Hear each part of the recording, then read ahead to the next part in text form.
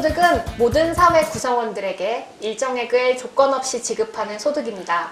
전 세계적으로 경제성장에도 불구하고 사회적 불평등은 점점 커지고 있는 이 위기에서 인류 사회가 찾아낸 해결책 중 하나입니다.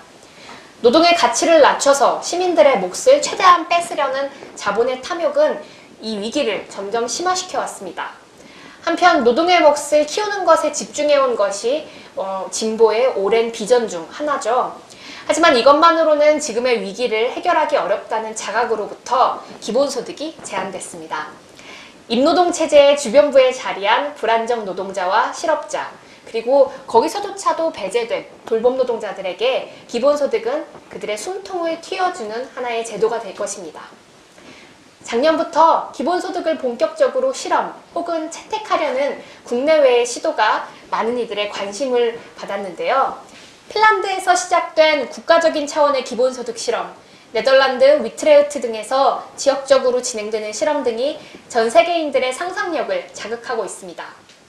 또한 수년의 준비 기간을 거쳐서 올 6월 초에 스위스에서 실행된 기본소득 국민투표는 비록 23%의 찬성표를 얻었지만 절반의 성공이라고 해야 할 것 같습니다. 스위스뿐만 아니라 전 세계적인 공론장에서 기본소득을 확고한 의제로 만드는데 성공했기 때문입니다. 이후 영국에서는 노동당이 기본소득을 정책으로 채택할 움직임이 나타나고 있습니다. 한국도 예외는 아닙니다. 녹색당은 작년 대의원 대회에서 기본소득 정책을 당론으로 채택하고 올해 총선에서 핵심 공약으로 제시해서 주목받은 바 있죠.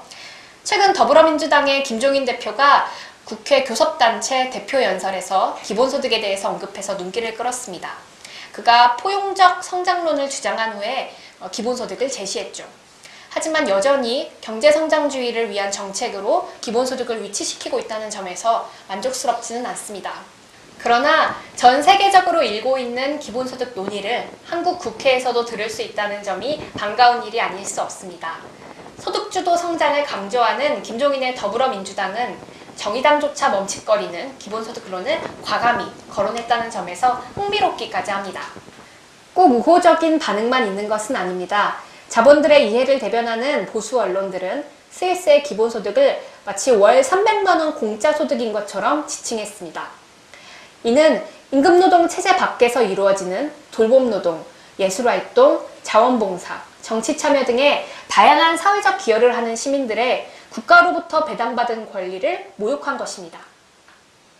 공짜 소득이라는 표현은 자본을 가졌다는 이유만으로 사회로부터 온갖 방식으로 막대한 이윤을 뽑아내는 건물주 같은 사람들에게나 어울릴 뿐입니다. 현재의 기본소득 논의에 우려스러운 점도 있습니다. 많은 논자들에 의해서 기본소득은 미래의 역사로 간주되는 경향이 있기 때문이죠.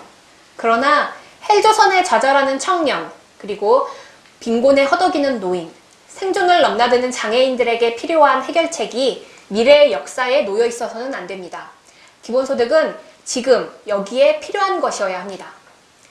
이세돌과 격돌한 알파고가 본격적으로 생산에 투입될 미래가 아니더라도 지금의 자동화 기술은 노동자를 지속적으로 실업자로 그리고 불안정 노동자로 바꿔왔습니다.